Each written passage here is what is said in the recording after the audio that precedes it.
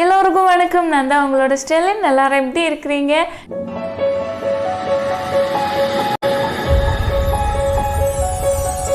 இன்னைக்குள்ள வீடியோவில் ஒரு DIY தான் பார்க்க போகிறோம். நம்மளோட ஸ்கின்ல நேச்சுரலான ரெமெடிஸ் எல்லாம் யூஸ் செய்கிற நேரம் நமக்கு எந்த ஒரு சைடு எஃபெக்டும் இருக்காது.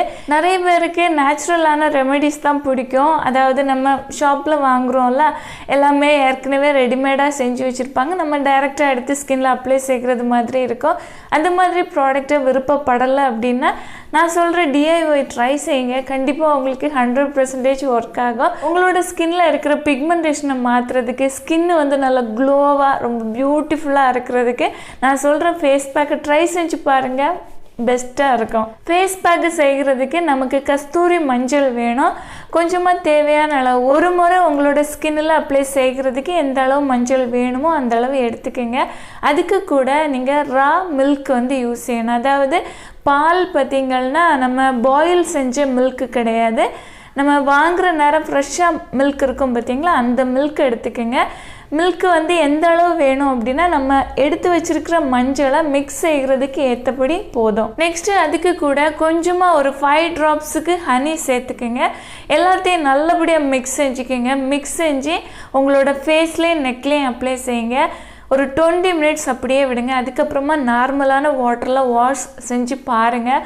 ஸ்கின்னு சூப்பராக இருக்கும். இந்த ஃபேஸ் பேக்கை டெய்லி நீங்கள் அப்ளை செஞ்சுக்கலாம். உங்களுக்கு ஸ்கின்னுக்கு சூப்பராக இருக்கும். உங்களோட ஸ்கின் வந்து நல்ல க்ளோவாக இருக்கும். ஸ்கின்னில் இருக்கிற பிக்மெண்டேஷனும் சீக்கிரமே வந்து மாறும். இந்த பேக்கை செய்கிறதுக்கு நமக்கு வீட்டிலே எல்லா இன்க்ரீடியண்ட்டும் இருக்கும். சிம்பிள், ஈஸியாக வந்து செஞ்சுக்கலாம். ட்ரை செஞ்சு பாருங்கள். நல்ல ஒரு பெனிஃபிட் வந்து ஸ்கின்னுக்கு கிடைக்கும்.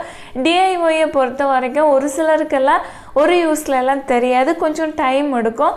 ஒரு சிலருக்கு அப்படி இல்லை, ஒரு யூஸ்லேயே அந்த ஃபேஸில் அந்த க்ளோ, அந்த ஒரு பிரைட்னிங் எஃபெக்ட் எல்லாமே தெரியும். ஆனால் நல்ல ஒரு பெஸ்ட்டு ரிசல்ட் வேணும் அப்படின்னா ரெகுலராக நீங்கள் யூஸ் செய்யணும்.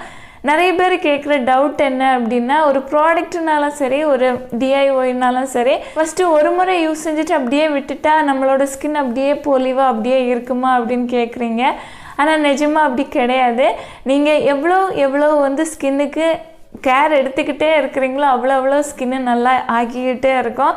நீங்கள் வந்து ஸ்டாப் செஞ்சிட்டிங்க அப்படின்னா உங்களோட பழைய ஸ்கின் எப்படி இருந்துச்சோ அதே மாதிரி ஆகிடும். இப்போ ஒரு பிளான்ட் இருக்குதுன்னு வச்சுக்கோங்க, ஒரு முறை வாட்டர் ஊற்றினா போதாது பார்த்தீங்களா, திரும்ப விடணும். அப்போ தான் அதுவும் நல்லபடியாக பசுமையாக நல்லபடியாக வளரும்.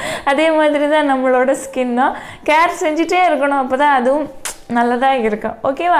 இந்த வீடியோ உங்களுக்கு யூஸ்ஃபுல்லாக இருந்துச்சுன்னா ஒரு லைக் கொடுக்க மறந்துடாதீங்க. தேங்க்யூ. Love you all.